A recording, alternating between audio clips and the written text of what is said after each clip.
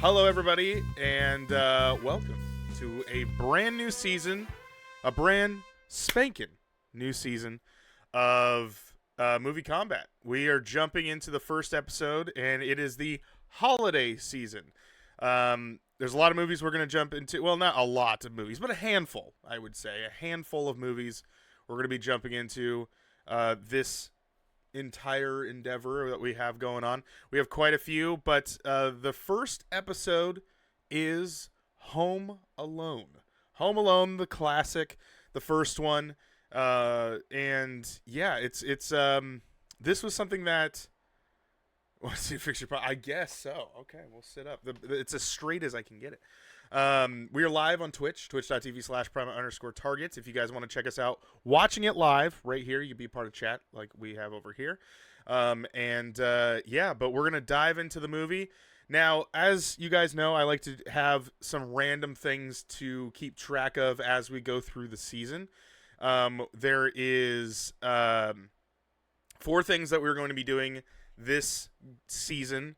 We have how many times does the holiday get said? So that's either Thanksgiving, Christmas, Hanukkah, whatever the movie is about. That's what we're going to do. The other thing we're going to keep track of is the first sight of snow. First sight of snow. And then, so where we have when that timestamp is. It's a holiday season, so there's always usually hugging that happens. So how many hugs were there? How many hugs were there? Ray, how's it going? Foxy, how's it going? Preacher was in the chat earlier before we actually jumped into the chat here, so we'll see. And then, is there a ham or turkey that is eaten / on the table in the film at some point in time? Do we have any of that? So we will get into that as we go through our first movie, which was Home Alone. And I'm the guy from a long time ago who made me switch hats. Oh, really? Well, then, hey, welcome back. Glad you're back. Once a part of the PT Nation, you always have your passport stamped into coming back.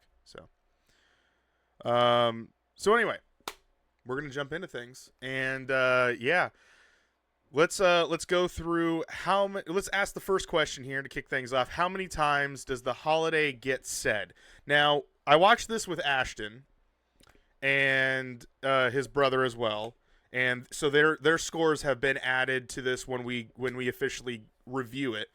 But we'll get into that later. But I have to ask, with these movies being, some sort of songs usually get sang in either the soundtrack or the characters. Now, I did count how many times, because Home Alone is during Christmas time, how many times Christmas is said. I counted that. How many times does Christmas get said? Fresh, how's it going? But I also counted how many times songs sang about Christmas. They weren't said by a character. Do we count those, or are we just counting how many times a character says it? How many, like, how do you guys feel about that?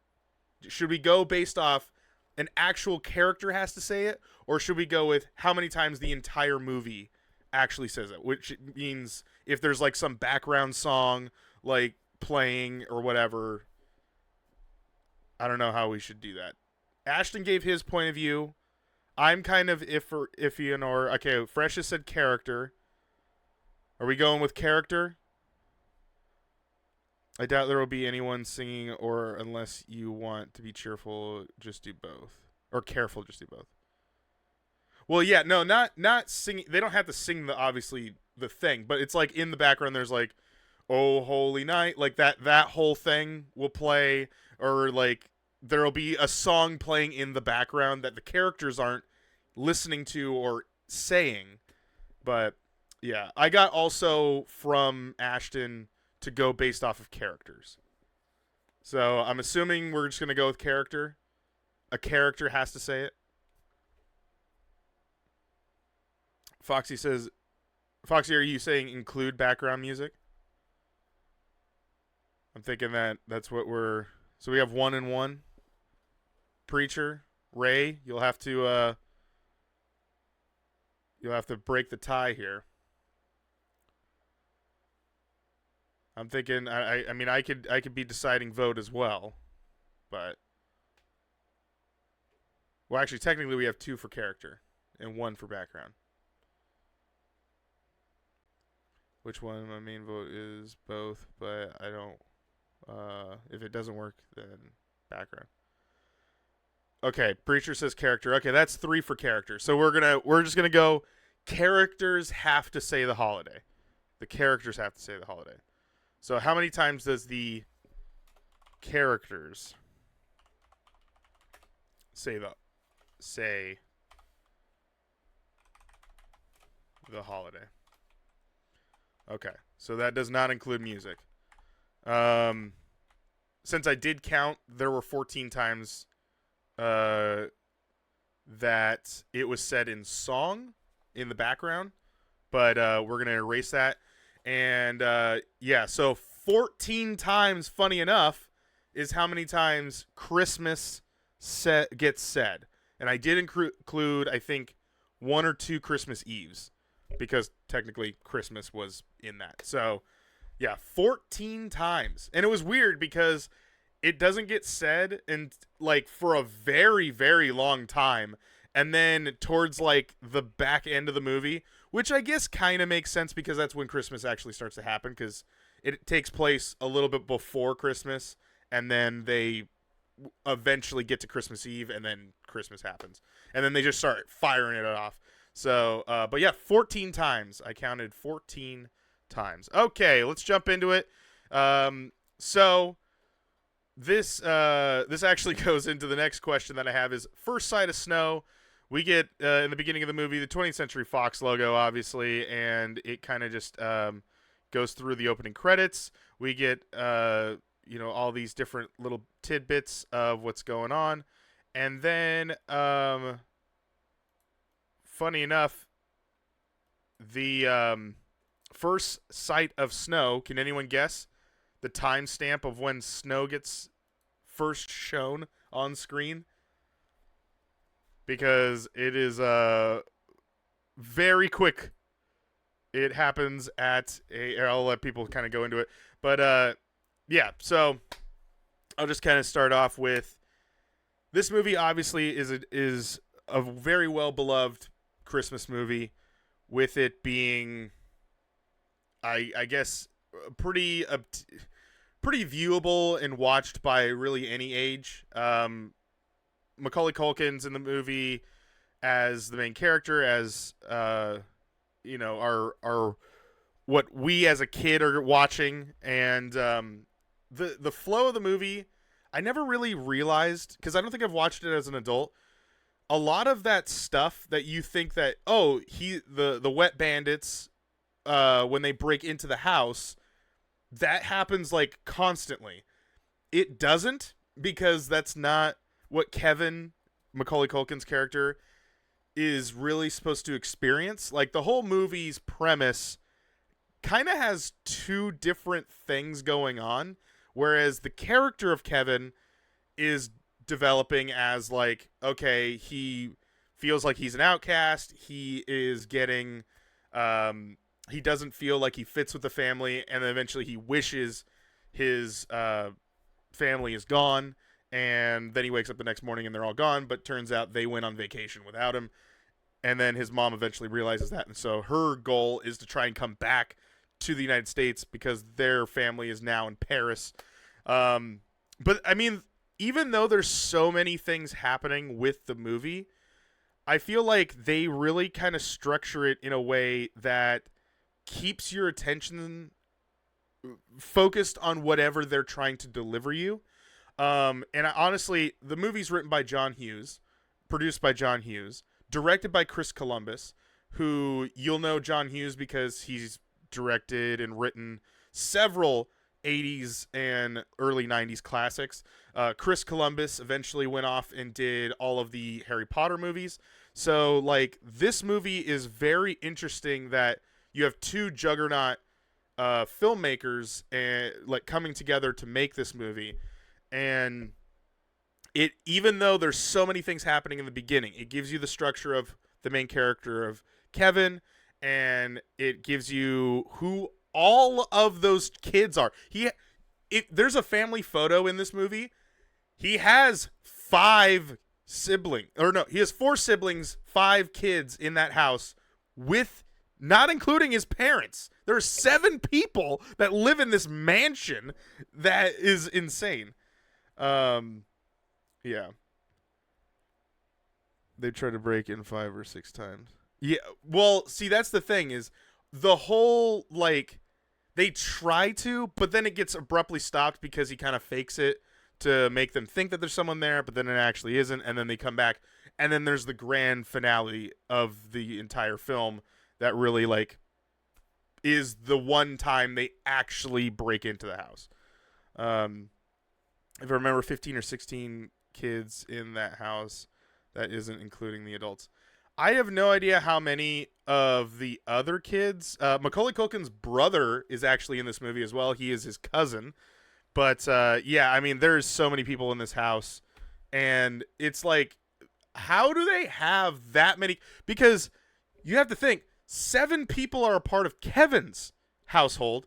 And then his uncle and aunt have, like, 3 or 4 like other kids in the house. There's so many people in this house at the beginning of the movie. 6 male, 6 female, kid to teen or more. Yeah, I'm not entirely sure.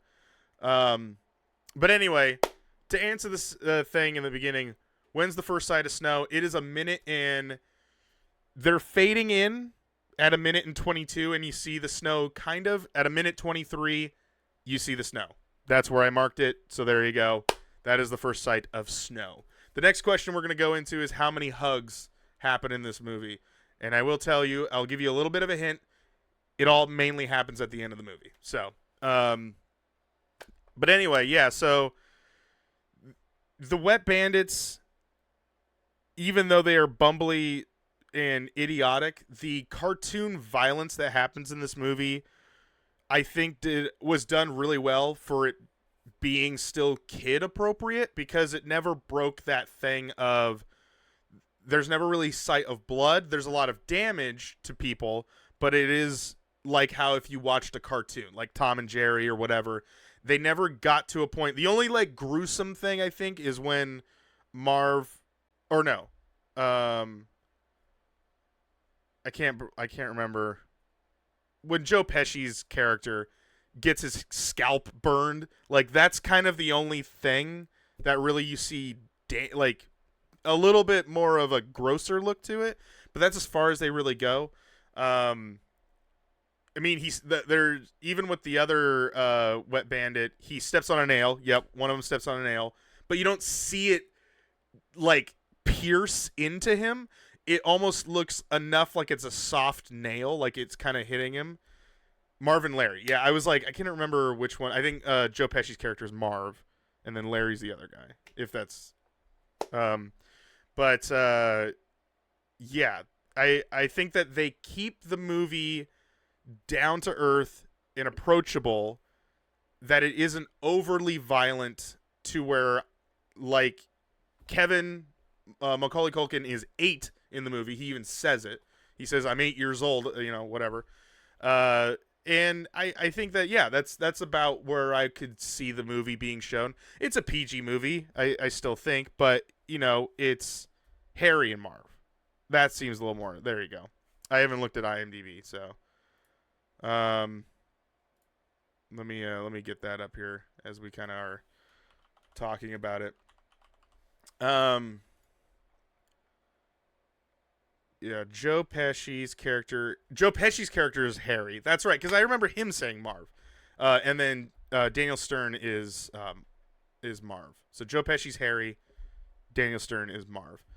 So yeah, with how they kind of he was in pain when his foot touched the nail, but not enough that it pierced the skin or made it look like the foot it touched it. Exactly. Yeah, because it looks like if I watch like Courage the Cowardly Dog, or I mean there's an iron that falls down and slams on top of Marv's face. So and it leaves this imprint. Like that wouldn't happen.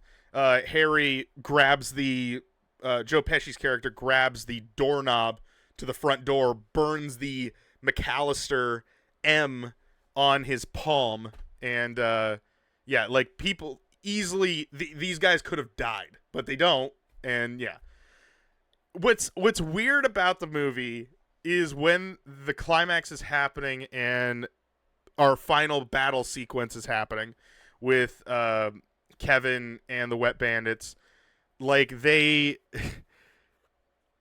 never a lead up to how he knows how to do all of these things, except for one bit of information that is lightly dropped in the beginning of the movie. He owns an erector set. I think that's what it's called. He owns like he gets told to go clean up the like erector set, which is just like metal pieces that you can put bolts and stuff. You've seen it in Sandlot. If you watch Sandlot, they have one of the Smalls is building something with that. So, but it's made out of metal. So that's the only information that is given to you, that as far as that I could even try to think of. Because there's always the joke that he grows up to be like a serial killer, like Kevin eventually becomes that. But it's like there's never an explanation on how he knows. One, how can he shoot so well? He takes the BB gun off of, I think, his brother's wall, and then he literally pow, pow, pow, pow, shoots him one shots into buzzes. Yeah, buzzes thing. Could have learned from TV. But see, here's the thing, Foxy. He's not allowed to watch that, which we get answered when he watches that mob movie, and where it's like, keep the change, you filthy animal. That's like one of the first movies he's ever seen that's like that. But we get shown that he knows how to shoot a gun before that. So it's like, or how he knows how to make a zip line, and how he does. There is never an explanation on how or why he can do any of that. But you have to suspend your disbelief for it, that this is just a smart kid that is going to do this kind of thing. But yeah, it's really weird that is never like there is because that, like I was saying in the beginning, the movie does have a sense of trying to tell you a lot in a very short amount of time. The movie is like, I'm still here in the beginning scene where Joe Pesci is dressed as a cop and he's trying to talk to all the family members that are walking by him. That is 1 minute and 33 seconds into the movie. This movie, it says that there is about 1 hour and 41 minutes. So let me say credits, take 10 off that. Let's say it's an hour and a half movie. There is a lot that they try to cram into the 90 minutes of this movie. Because you have to tell the story of who the family is. You have to tell the story of who Kevin is. You have to tell the story of the mom is just a busy woman, not a neglectful mom. You have to, because that's the thing, is that the movie never tries to paint like anything beyond normal family squabble, is how I would kind of see it. There was, the Uncle Frank yelling at him and saying, like, thanks a lot, you little freak, or something like that. Like, that is crazy to say to an 8-year-old. Like, I know you just kind of like, that's not your kid. Like, the parents are there, they're handling the situation. To just say that to an 8-year-old is bonkers to me. But, like, he says that, so it's like, all right, whatever. But so other than Uncle Frank, he's an asshole. Like there's never a redeeming quality to him. He tries to say like, "Oh, I forgot my reading glasses" to make the mom feel better. That's not even like remotely close. So, yeah, he's just a tool bag the entire movie. Um but when it comes to the dad, the mom, uh even the sister kind of the oldest sister has regret of and concern that Kevin got left, and then eventually convinces Buzz of all people that like even though he was kind of like in that scene as he totally was he deserves to be like learning an experience or whatever blah blah blah blah. Um, there's a little bit of like he's a little bit concerned, but it's not shown a lot. So you could definitely tell that there's still love for Kevin, but they still think he's a little monster and a little bastard, which is how family is. It's a relatable thing. You know, you have arguments with your mom. I wouldn't say the wildest thing of I wish like you weren't my mom or whatever he says kind of thing, or you disappeared the next day or whatever. Buzz was like, nothing dangerous goes on in our neighborhood. Yeah, that's right. Yeah, he does say that. But yeah, you have eventually when the family leaves to go, and that's another thing. They explain why things are happening pretty well. Like it sets itself up. The power goes out. Why is it so when the power goes out, they don't wake up on time, they wake up on time or they wake up late, they get up, they pack all their stuff, they're really quick about it, they get loaded up. They miscount because the neighbor kid came over and he's going to leave. So in theory that family is going to be gone. And so it's this like little things get explained as we move through the movie. And to me that's great writing. When I don't have to there's chaos happening, but it's understandable chaos. Like you can run by every little thing that's happening and you're like, "Okay, yes, I get that. Okay, that makes that. Yep, okay, that makes sense." And then that makes sense. So, yeah. I think they were all impressed. He did groceries by himself, but Kevin would be in trouble since he used Buzz's money. Well, see, that's another thing. They didn't get to Buzz's thing, but at the very end of the movie, Buzz's room isn't destroyed. But that's another thing. Kevin, even after all of the things that happened, the blowtorch, the that burns Harry's head, the tar and feathering that he eventually does to him, the Legos were covering the floor, like all of that stuff, he cleaned up except for Buzz's room. So it's just really funny how like it all ended up to being he cleaned up everything except for that. And he did laundry. Like I would have thought that a kid would have like made a mess with laundry. No, he filled it up like he normally would. You fill it up with one cap, you pour it in the thing, you close the thing, set the thing, hit the button and let it run. So, yeah. There is a bunch of plot holes. There is a bunch of plot holes? How would you say that? Because the only plot hole that I could find really that is a strong fight against it of being like a 10 would be because the thing is when it's a 10, I wouldn't say this movie is that. And again, I don't want to influence your guys' reviews of what you think it's going to be.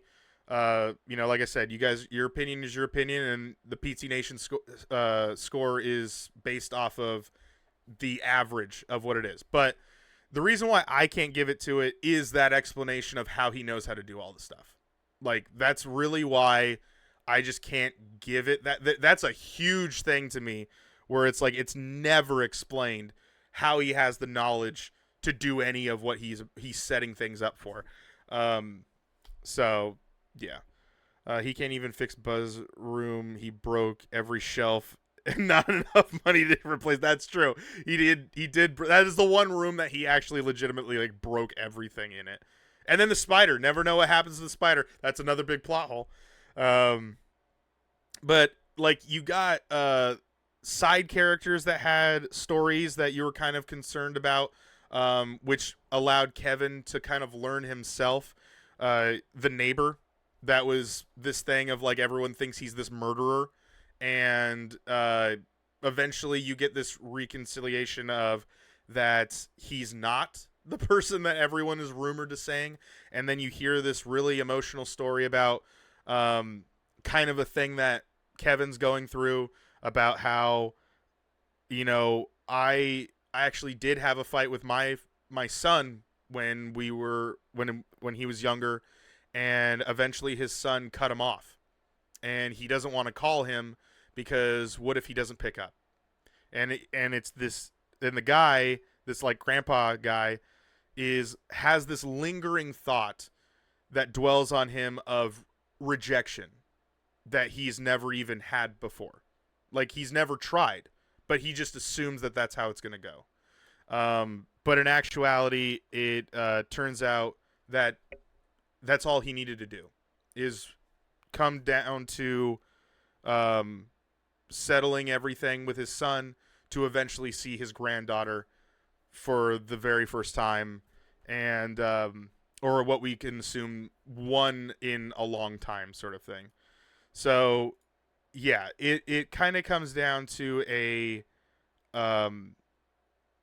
that story helps Kevin a lot and allows him to drive through a emotional building of his character, which I think is just something that it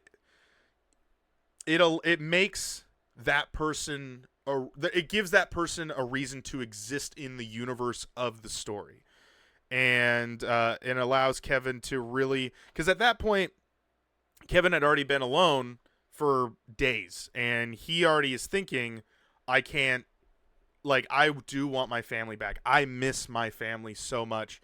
And as much as they get on my nerves, as much as I get on their nerves, I do really want them to be here. And then him kind of thinking like, but is that? And so then him going into the church and him actually experiencing that with the neighbor, that gives an ending story to the neighbor, character development for that person, and then it gives character development for Kevin, because now he's going, you know what, you should say something to them, you should apologize, or you should hear them out. And really, this is kind of that thing of it's okay to be mad or angry with somebody, but it's not okay to keep that anger. And the lesson learned with that is, no matter how many fights you have, no matter how many times you want to kill your family in the sense of things, there's always room to put all of that aside and to come together and be together for the rest of your life, because you never know when they're just going to be gone the next day. And as a kid, you're not going to learn that with like mortality. I think that's a little extreme to put into a movie. There are movies that do that well, but this movie does that more in the sense of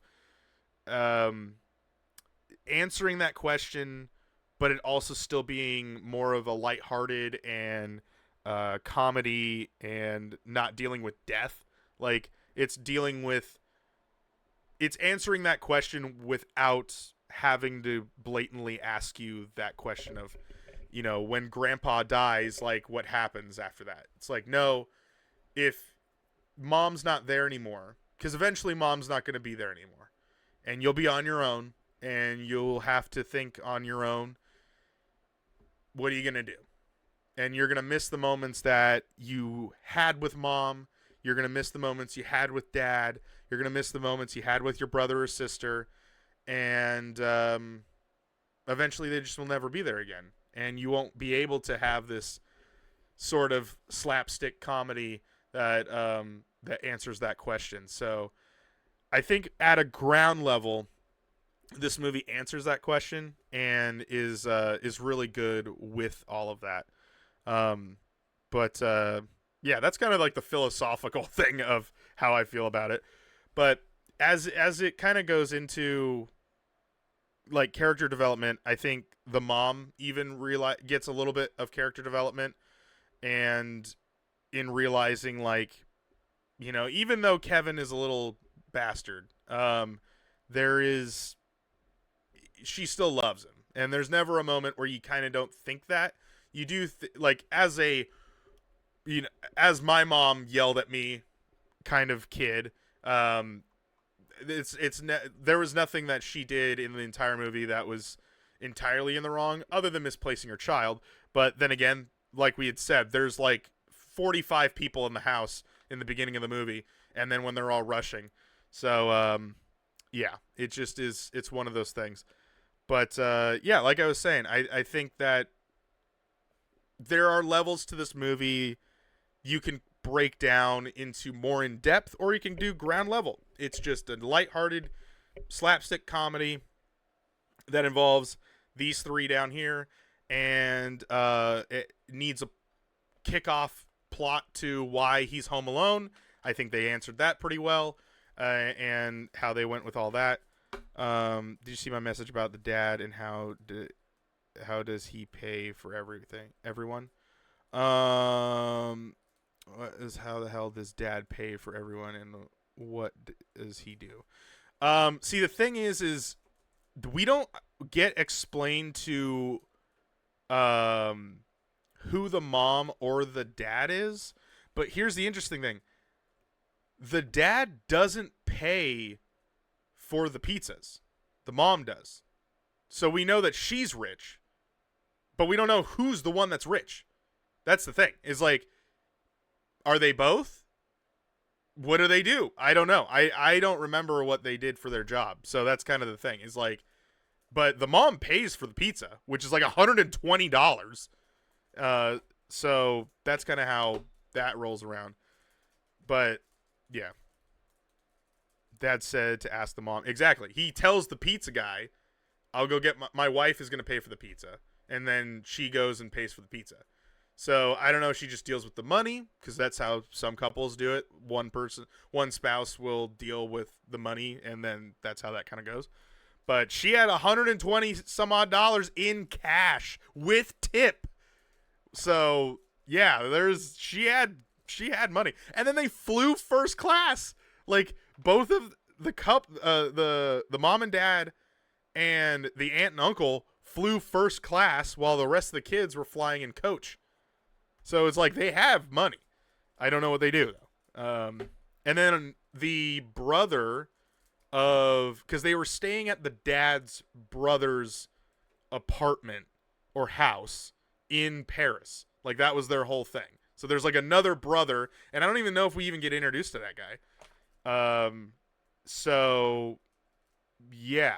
So I'm thinking that I think the dad's side of the family is pretty rich to begin with, but I don't know. But yeah, there's a lot in the movie that I enjoy, and I think that is a good movie. I have not seen this in probably a decade, and all the way through at least, maybe even longer than that. We never get introduced to the brother because they remember Kevin and try to go back. Well, see, but the rest of the family does go to the apartment, so that would have been the time to kind of like drop him. Maybe he's in the background. I didn't know. I didn't really pay attention. That part really happens really fast, because the point of it being no. Then the other brother talks to. Then Uncle Frank talks to the dad. So yeah, even that banter was with characters we already knew. So yeah, it is weird. That part is weird. Kevin knowing how to do everything, that's weird. But he's shopped with his mom. He lives near town, so him walking around in the late 90s isn't a weird thing either. So those things get explained pretty easily. But yeah, I think overall the movie is definitely in there as a classic movie. Ashton and I gave it the same review, but before we do that, let's go into how many times does somebody get hugged in this movie? How many hugs are in it? I know you guys were guessing in the beginning of it when I asked that question, and I counted 6 times. 6 times hugs happen. Doesn't need to be main character. It just 6 times is when hugs actually happen. The mom hugs Kevin. The dad hugs Kevin. The mom then hugs one of the other kids, but then doesn't hug anybody else. And then when we go outside, the grandpa guy hugs the son, and then his wife, and then the granddaughter. So, 6 times. You got to think $120 in the late 90s was a lot. That it was. Like $12 and some change for a large pizza in the 90s is pretty expensive. Like, that's a big pizza.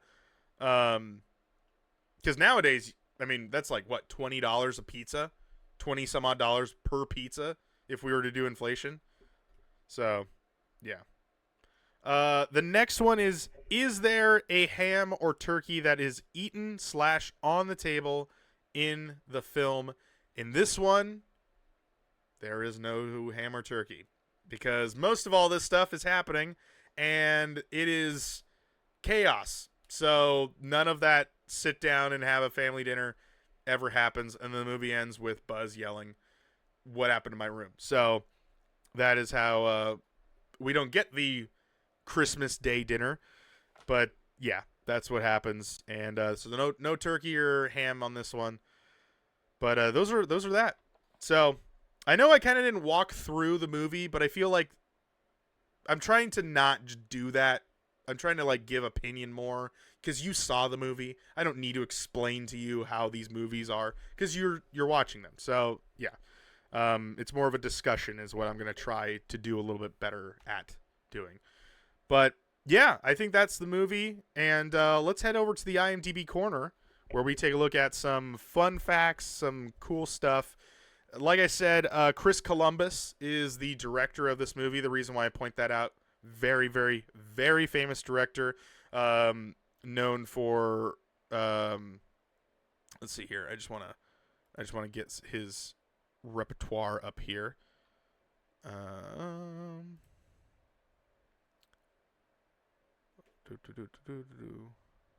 Wait, why did that go away? There we go.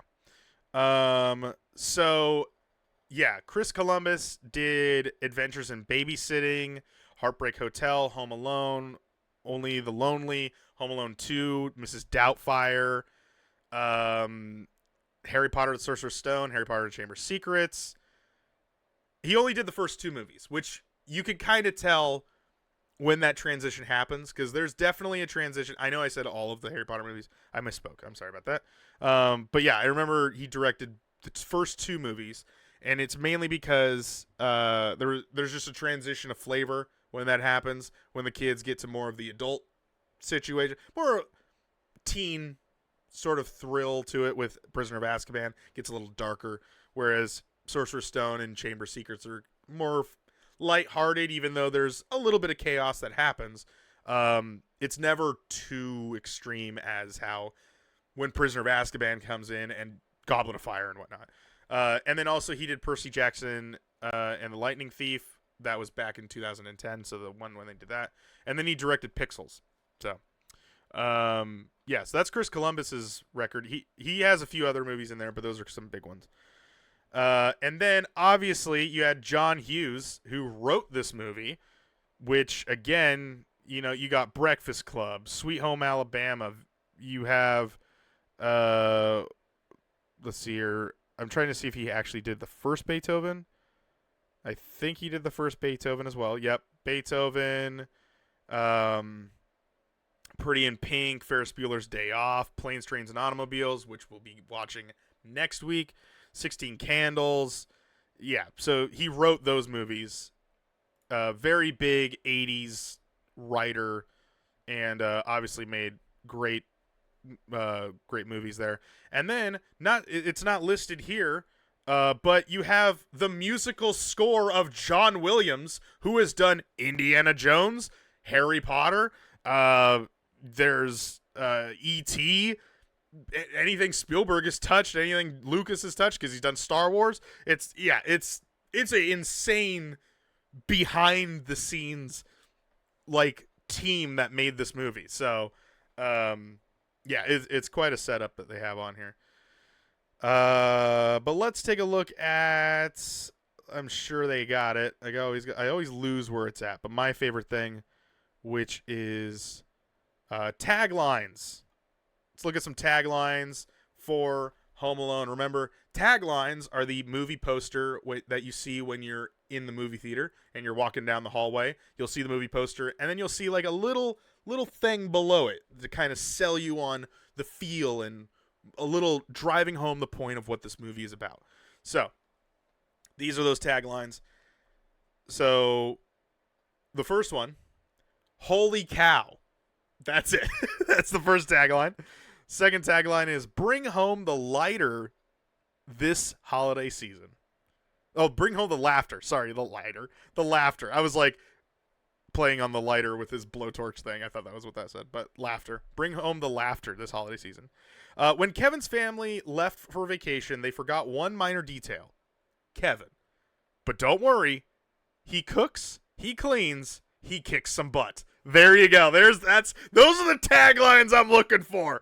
Those are right there. That's gonna sell you that movie. You saw that at Blockbuster. You flipped that bad boy open over on the other side of the VHS tape. You're like, yeah, I'm gonna watch this movie. He's home alone. That's it. That's another one. And last one is a family comedy without the family. That's a good one. That's a really good one too. All right, cool. You watch this on VHS tape? Nice. All right, let's take a look at some trivia about Home Alone. Joe Pesci deliberately avoided Macaulay Culkin on set because he wanted Culkin to think he was mean. So there you go. Catherine O'Hara, who's the mom, revealed in 2014 that Macaulay Culkin still calls her mom. Oh, that's heartwarming. That's heartwarming right there.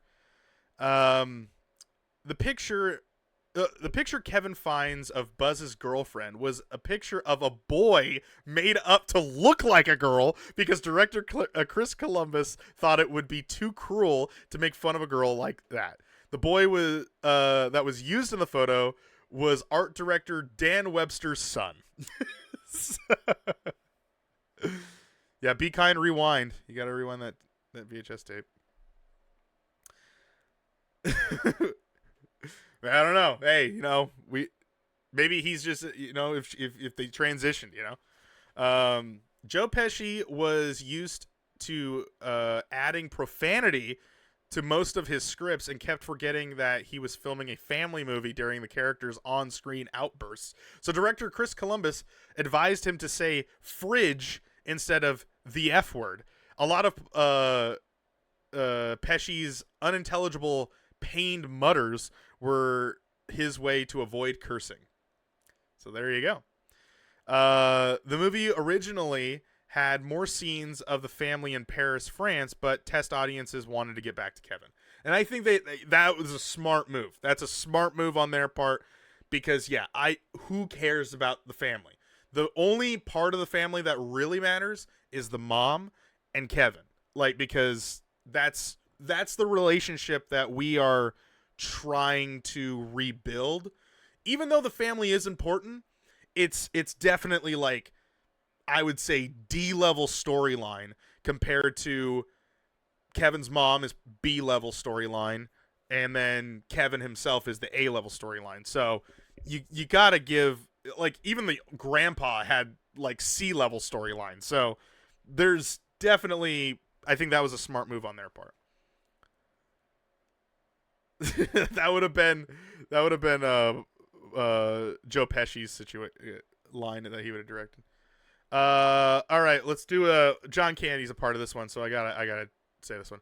John Candy shared all of his screen time with Catherine O'Hara.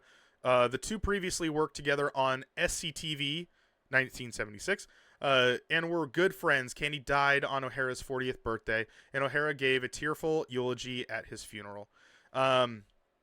So John Candy, as you may know, is Uncle Buck. He's also going to make a return in our season known at in Planes, Trains, and Automobiles. John Candy, very lovable guy. Unfortunately, passed away. I believe to cocaine. Am I right about that? How did John Candy? He died of a heart attack. But I want to know. I think he was just unhealthy. I thought it was cocaine. It says here, based off a quick search on Google, Candy publicly shared his experiences on living with severe anxiety and panic attacks.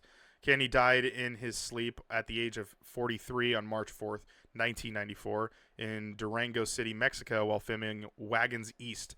A spokeswoman said that Candy's cause of death was a heart attack. Yeah, and getting out of the 90s with comedy geniuses like John Candy, Chris Farley, John Belushi, we lost a lot of people based off of unhealthy choices and and comedy legends like that. But yeah, as if you guys want to know what SCTV is, it's essentially like Canada SNL. That's how it is. They are a comedy troupe. I believe Eugene Levy. Yeah, Eugene Levy is also a part of that, and Catherine O'Hara is on that. Harold Ramis, who you've seen in Stripes and Ghostbusters. Rick Moranis, who you've seen in Honey, I Shrunk the Kids. Yeah, they were all on this sketch comedy show that was called SCTV, which was on in Canada. So, and obviously, you know, if you've seen Schitt's Creek, Eugene Levy and Catherine O'Hara have done that together. So that's kind of why they know each other, and a little more explanation on that too. So that's kind of a cool thing there. So, yeah, writer-producer John Hughes was worried that mothers would never believe a family could forget one of their kids. Chris Columbus recalled, quote, John really filled in every possible logic hole, and the audience always bought it. And I gotta say, they kind of did. They kind of filled in all of why they forgot him. And, yeah, no, I think they did a great job. I think Don Knotts too, but he was unhealthy. Yeah, he was also kind of older too. He wasn't in his 40s. Farley, I think, was in his 20s. Wasn't he, like, how old was Farley?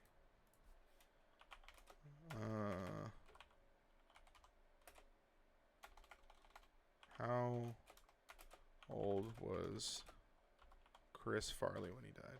He was 33. Chris Farley was 33. Yeah. Yeah, Chris Farley for sure passed away from cocaine. Let's see what else we got here. Although John Hughes was fiercely decisive on his screenplay and insisted that everyone deliver his lines as written, he allowed his friend John Candy to improvise.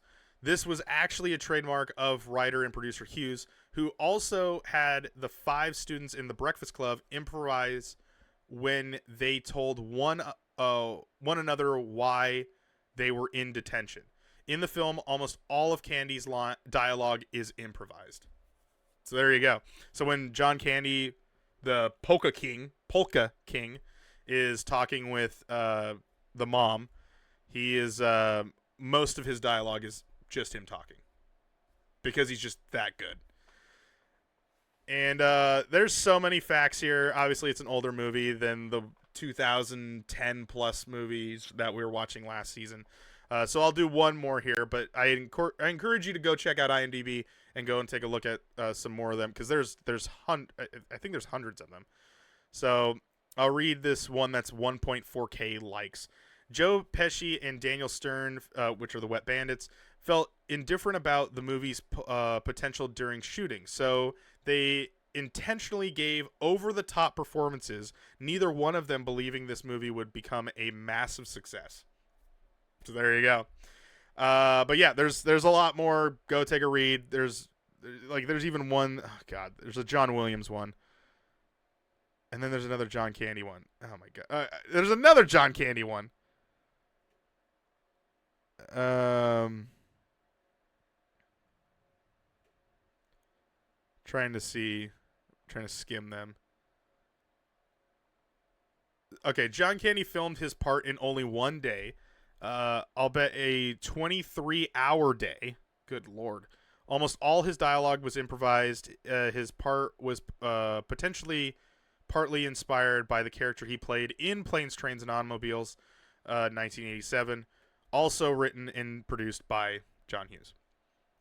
John Williams stepped in when the original composer backed out. So there was an original composer, and then John Williams was like, I'll do Home Alone.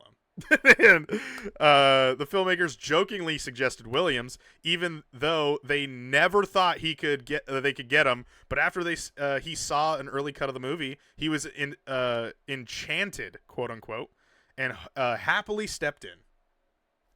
So there you go. All you got to do is make a good movie, and you'll get John Williams. All right, that's the last one. We'll move on to the next segment here. Let's take a look at. Let's take a look at some goofs. He was He was best in space. I think in Spaceballs, but I haven't seen Planes, Trains, and Automobiles. Yeah, you'll see. That is, I feel, the best performance of John Candy as John Candy. That is like, well, Cool Runnings is also a good one, but you'll know what I'm talking about this next week. Is ironic because that's the next movie. Yeah, exactly. Yeah, see, they're all connected. I actually forgot John Candy was in this movie until like he showed up, and I'm like, oh, that's right, he's in the movie. Because if you've seen Uncle Buck, Macaulay Culkin is in that movie, and John Candy's in that movie. So there you go. All right, let's take a look at some goofs. We have. I'm not gonna click on the More tab, but we'll just read what we have here. So here's some continuity. The night Harry and Marv break into the house, Kevin sits down and blesses his macaroni and cheese dinner just before the stroke of 9. This draws obvious attention to his plate. Later, just before Harry is covered in feathers, you can see a completely different plate with 3 sections of food on it. I didn't even know there was a shot of the macaroni. I did not. Who had the keen eye to see that thing? Good grief. Kevin has a pizza delivered to the house, even though the phones are supposed to be down. There is never any indication of if or when the phones were restored. Well, I think like a day went by. I don't think he orders the pizza right away.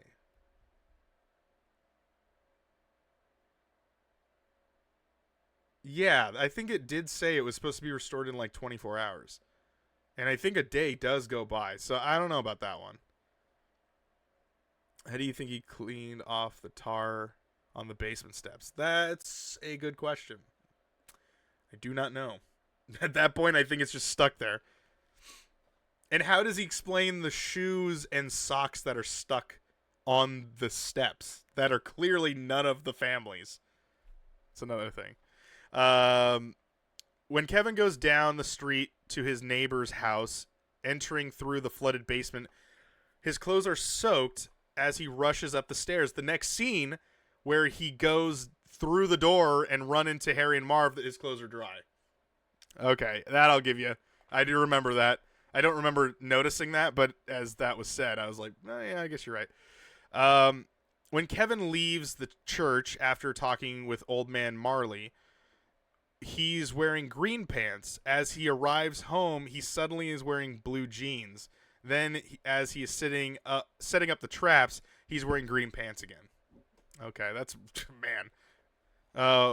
When Harry grabs the heated doorknob with the M engraved on it, he grabs it with his knuckles at 9 facing left. After he puts the hand in the snow to cool it, he looks at it and sees the M upright. Okay, so they're saying that the M should be more at an angle, but when he's looking at it, it's like perfect in his palm. Okay. I mean, there's some things that you're just not going to get like if that was sideways, it wouldn't have the effect of if he was looking at it and it was perfectly on there. So I can't fault that goof, but whatever. Okay. These are now factual errors. When Kitty calls the police from France, the woman answers the phone village police, end quote. But when the officer goes to the McAllister home, he clearly has a City of Chicago flag on the right shoulder of his jacket. Okay. When Harry and Marv are hit with the paint cans, the next shot shows Kevin standing several feet to the right of the stairs with the ropes attached to the banister. There is no way they could swing straight down in the stairs from where they're attached. Okay, we're getting logical with comedy or the cartoon violence. I know, watching it with magnifying glasses. I know. Little Nero's Pizza guarantee is that the pizza is delivered within 20 minutes, presumably after making the order. Or it's free. Since the average medium pizza takes approximately 15 minutes to prepare and cook, this is a ridiculous, unreasonable guarantee. Most pizza joints guarantee delivery within 40 minutes. That's what I was saying. Like, when Ashton and I were watching the movie, I was like, there is no way they can deliver a pizza in 20 minutes unless they have them already ready to go. Because 20 minutes to get to you is insane of a bold statement. So, for what reason, though? It's if you've seen the movie 400 times, maybe you start getting bored and you get nitpicky. Like, with me to Back to the Future, there's scenes in that movie that I can tell you why Back to the Future is a highly rated movie, whereas some people will tear it apart. But I've seen it so many times where I'd be like, but they do this, and they do this, and they do this. So, anyway. The plane landing at the Scranton airport is a McDonnell Douglas DC-10. The Scranton / Wilkes Barre Airport has never had regular service from a DC-10 by any airline. The largest planes to land at Scranton are Boeing 737s and Airbus A320s. DC-10s are far too large to be accommodated by the airport for non-emergency situations.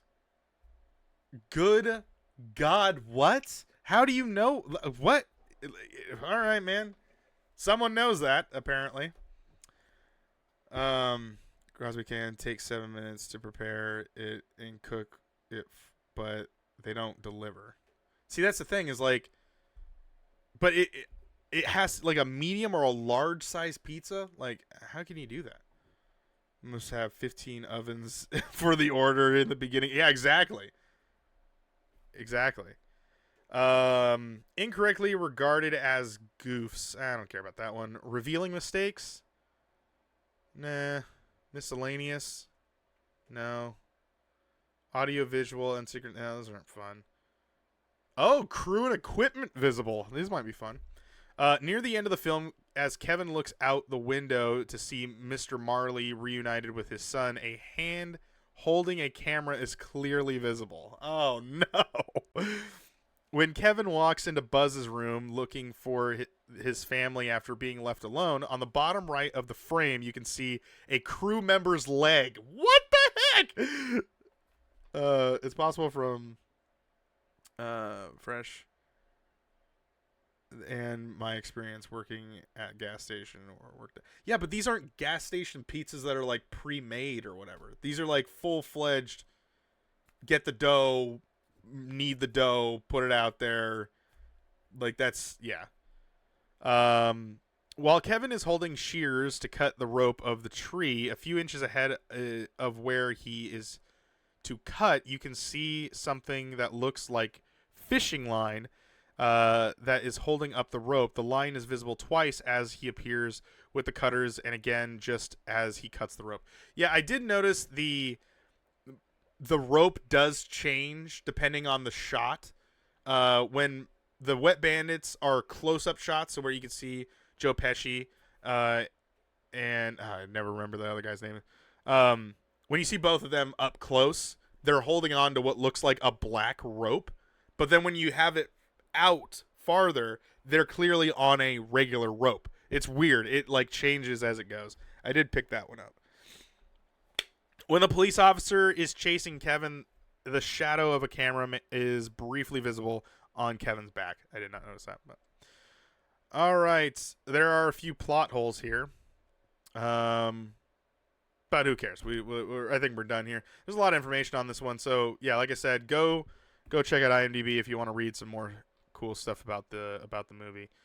But yeah, as for that, I think that wraps everything up for that. So it comes down to, what is your guys' review? Now remember, the Primal Target official review scale is that right over there. And okay, so let me just get everyone's review here. We got an 8 from Preacher. But yeah, those are the reviews over there. I'm curious to hear what you guys in the comments, if you're watching over there on YouTube, on the recorded version of things.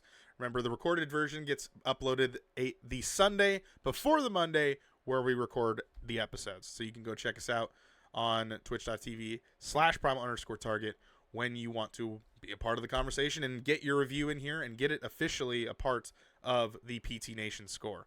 Foxy gave it an 8 as well. Fresh, what do you give it? What do you give Home Alone? Can't do that. You only go one digit. You can only go one digit. Like 8 point and then what? 8.3? Is that what you're giving it?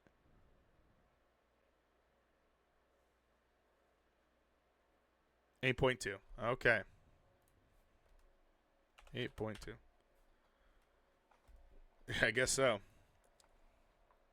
All right. So with that said, yesterday Carson, Ashton's brother, also watched it. He gave it a 9. So that's a 9 plus 8 plus 8 plus 8.2, and then divided by 1, 2, 3, 4.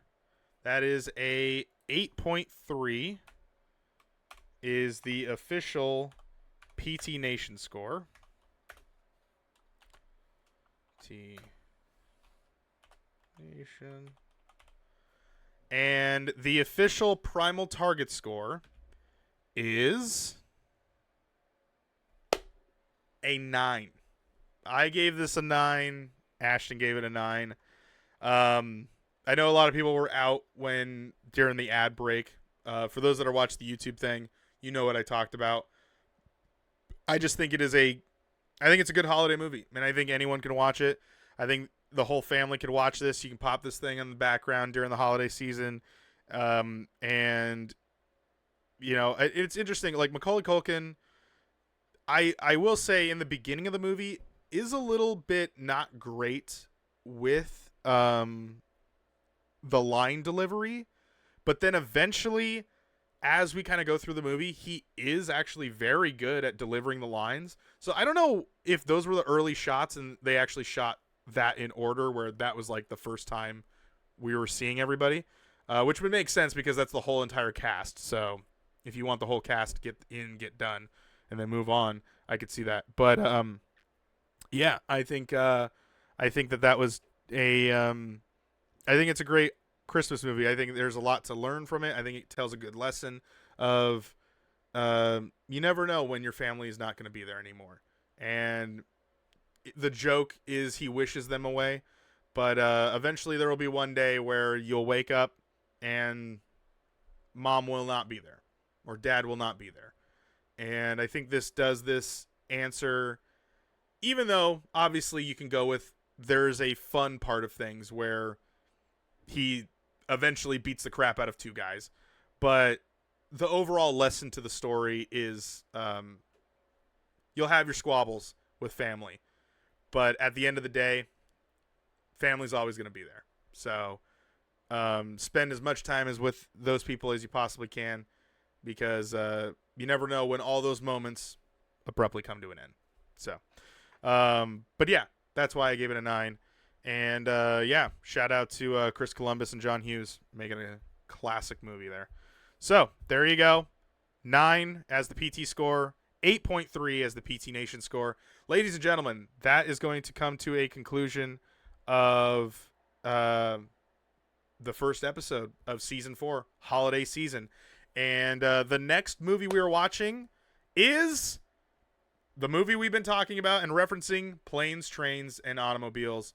That is available on, as of right now, so I don't know when you're watching this, but if you're watching this close to this episode, Pluto, Paramount Plus, and Fubo. You can watch those on those networks and streaming platforms, or you can just buy it. I own it, so it doesn't matter to me. I'm watching it, whatever.